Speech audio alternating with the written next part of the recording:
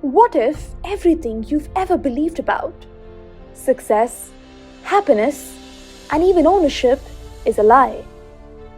What if the secret to true freedom and fulfillment has been hidden in ancient wisdom and is waiting to be discovered? How can you be at peace when the world demands more? How can you lead without control? How can you live without fear of loss? Step into the sacred realm of the Upanishads, where wisdom transcends time. The Upanishads, the crowning wisdom of the Vedas, are far more than ancient texts.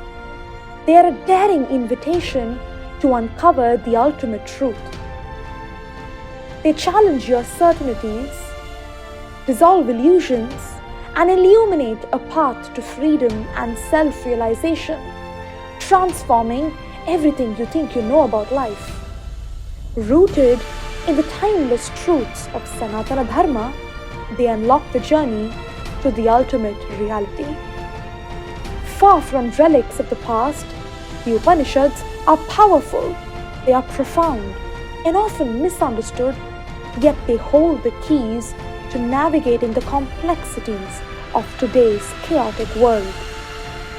In this podcast series, Guruji Sri Sudarsan Chakravarthy decodes these ancient truths and translates them into practical, life-changing insights.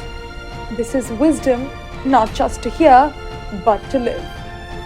Welcome to Secrets from the Upanishads, where ancient wisdom meets modern life, and timeless secrets unlock the transformation you've been searching for.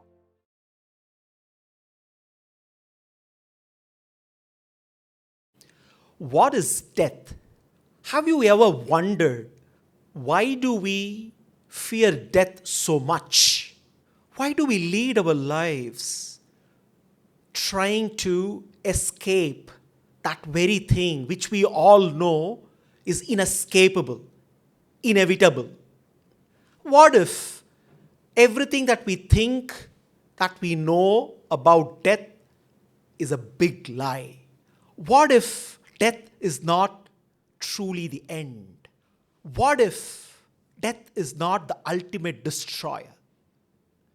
What if death teaches us something that we have always been too scared to learn? What if death holds the key to life's ultimate purpose? Today, I'm going to reveal a secret to you, a secret hidden in the depths of ancient wisdom of Bharat, a secret revealed by KathOpanishad, one of the principal Upanishads, Sanatana Dharma's treasury of wisdom texts. Let us go back. Let us go thousands of years back in time. Let us go back in time to ancient Bharat, the land of Sanatana Dharma, the seat of eternal wisdom.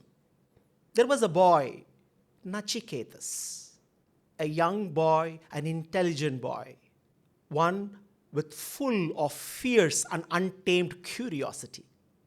His father was a pious Brahmana, Vajashravas. Vajashravas decided to perform a sacred yajna, aspiring Swarga, heaven. And as was the custom, he was engaged in distributing cows as charity to all the Brahmanas. The young Nachiketas could see the hollowness in all the efforts that were being made. He could see the hypocrisy. He could see how the cows that were being given away in charity by his father were old, weak, barren, sick, almost about to die, displaying courage uncommon for his age. Nachiketas questioned his own father's intention. Overcome by anger, in a fit of rage and frustration, Vajashravas cursed Nachiketas. I shall give you to death, thundered Vajashravas. Anyone else would have possibly crumbled then and there with those harsh words, but not Nachiketas. Nachiketas was fearless. Nachiketas was in fact ready to fulfill his curiosity of finding about death. Therefore, he was all set for a journey that was going to take him to the very threshold of the unknown, the very threshold of the unfathomable. Having been cursed by his father, Nachiketas began the journey towards Yamaloka, the abode of death, and eventually reached the place.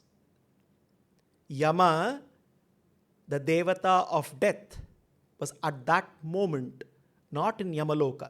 Nachiketas had to wait for 3 full days. And he patiently waited without complaining.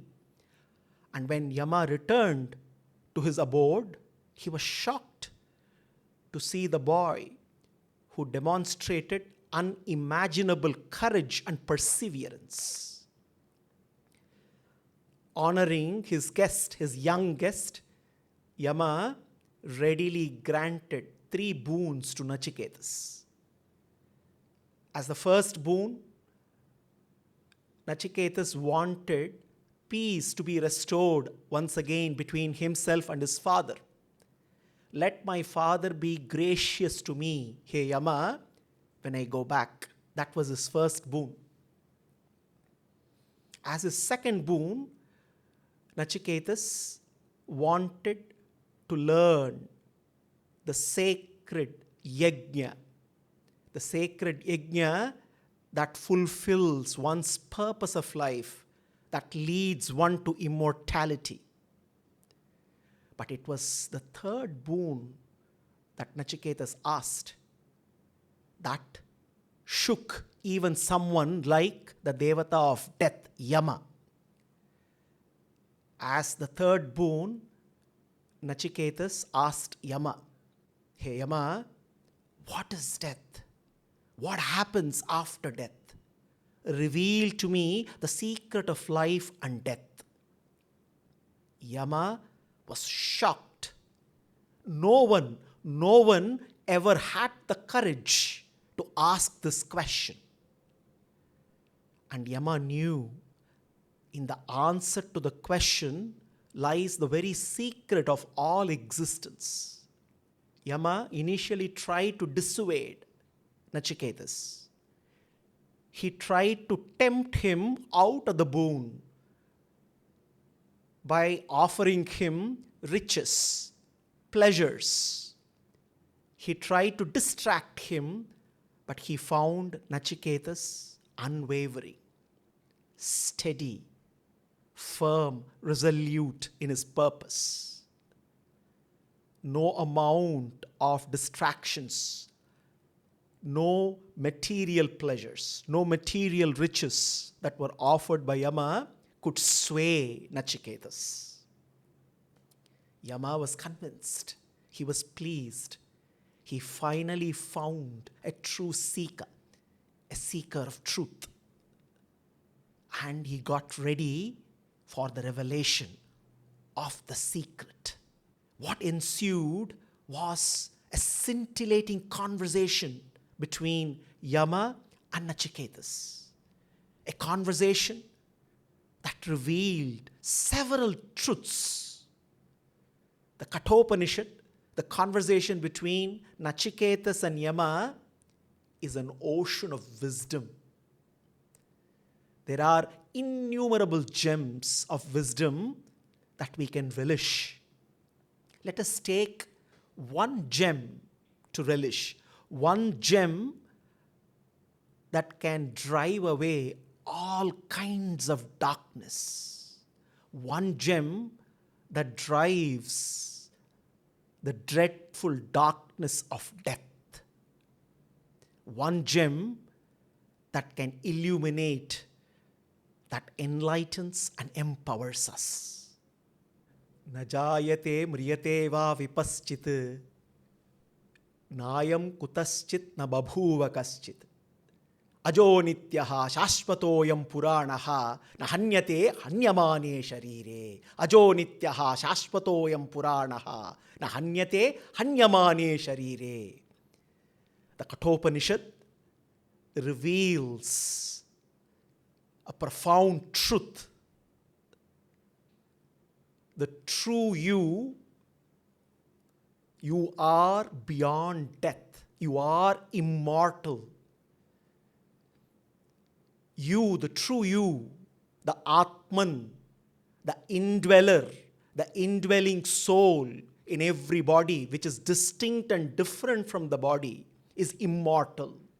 Ajo nityaha shashvatoyam puranaha na hanyate anyamane sharire. The Atman, the conscious being, the spiritual entity, the individual soul that indwells in every living entity, in every body, does not die. It does not take birth. It does not come into being because it exists eternally. It is ajaha, nityaha, shashvataha, puranaha, hanyate hanyamane sharire. The Atman is birthless. Taking birth means to come into existence at a particular time. But the Atman is beyond time. It transcends time. Therefore, it is birthless. Ajaha, nityaha, eternal. Shashvataha, everlasting, unchanging. Puranaha, ancient, without a beginning, without an end. Ajo nityaha shashvatoyam puranaha na hanyate hanyamane sharire. It cannot be killed. It is not destroyed even when the body gets destroyed. The Atman, translated as the individual soul, is not some metaphorical reference to our non-material existence. The Atman, the soul, is a real entity. Every living entity, every entity is a combination of the sentient Atman and the insentient body, which is a product of matter.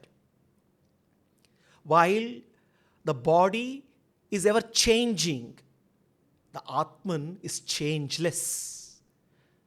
The body is transient, fleeting, subject to the law of impermanence. It is fragile. It has birth and death. Whereas the Atman is eternal, changeless. The body undergoes 6 modifications. Asti, exist. Jayate, take birth. Vardhate, grow. Viparinamate, change, transform. Apakshiyate, deteriorate, decay. Vinashyate, die, cease to exist. The body is subject to these 6 modifications, but the Atman, the soul within, is changeless. It is not subject to any of these 6 modifications. The soul is the seat, the locus of consciousness. Consciousness, which is the foundational faculty of all awareness, of all knowledge. Our existence is 2-dimensional, material and spiritual. We need to recognize that we are not human beings who need to go on a spiritual journey. We are spiritual beings on a human journey. Our core essence is spiritual. How do we infer our spiritual nature? we need to realize that all our desires, all our cravings are manifestations of our deepest desire, our deepest longing, our longing for eternal existence and everlasting love. But then, when we look around, we can easily see that nothing is permanent. We can easily see the temporariness of everything around. Everything that we perceive is temporary in nature. It's not rocket science to realize that this world that we live in is subject to the law of impermanence of everything. This world is fragile in nature, changing all the time. Nothing is permanent.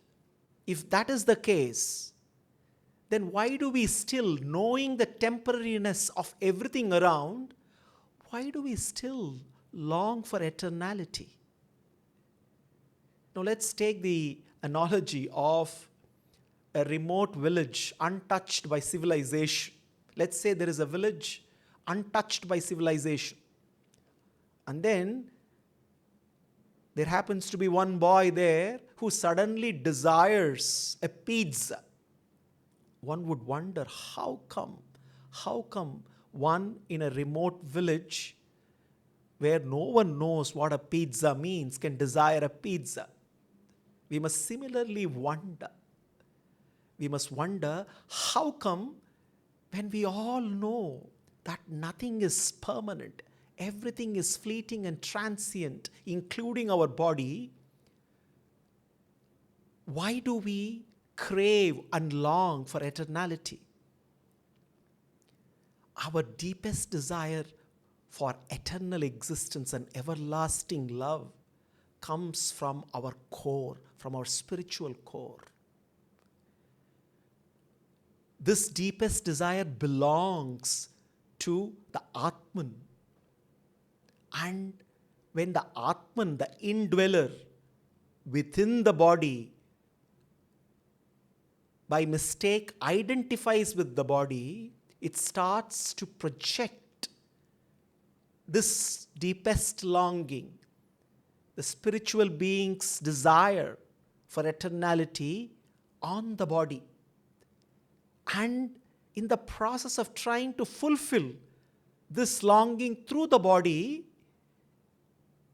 one continues to live in a state of frustration all the time.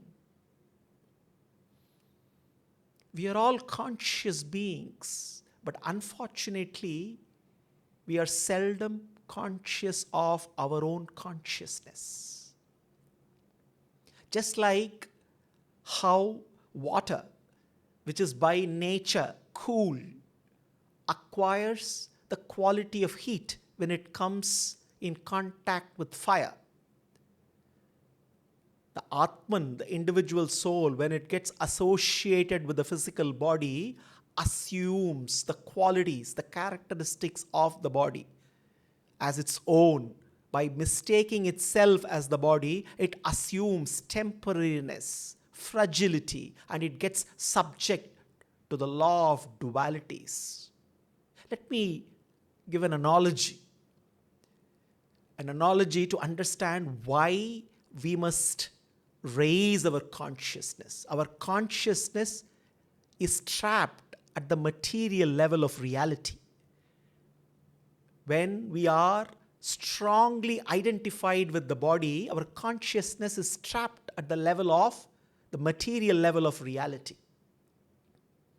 Now, when the consciousness is trapped at the material level of reality, one is subject to the law of dualities and one undergoes all kinds of afflictions. Let's take the analogy of a building where in the ground floor there is no AC, there are no comforts, and in a hot summer everyone suffers. And when one realizes that there is a top floor which is very comfortable, fully air conditioned, then one realizes that just by going up to the stairs above, taking the stairs and going up to the floor above, one starts to experience comfort. Similarly, life is all about raising. Spiritual progress in life is about raising our consciousness from the material level of reality to the spiritual level of reality. Spiritual progress is to become conscious of our own consciousness.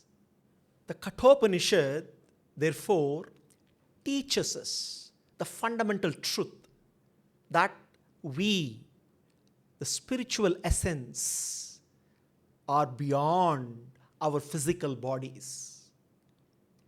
You are not your body, you are not your mind.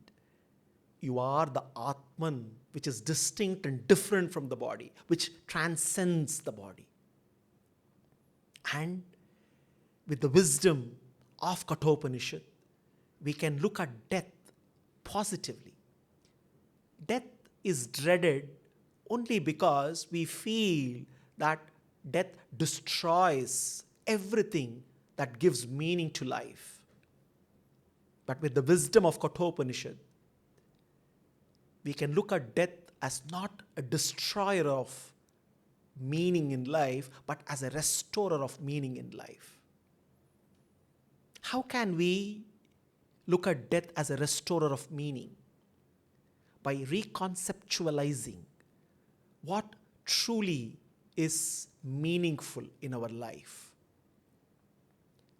Life becomes meaningful when we realize that we have to stop playing God and realize that we are meant to be parts of God's play.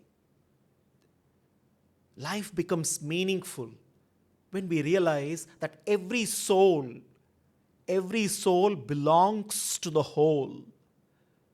Every soul belongs to the whole which is the Supreme, the Purushottama, the Paramatma.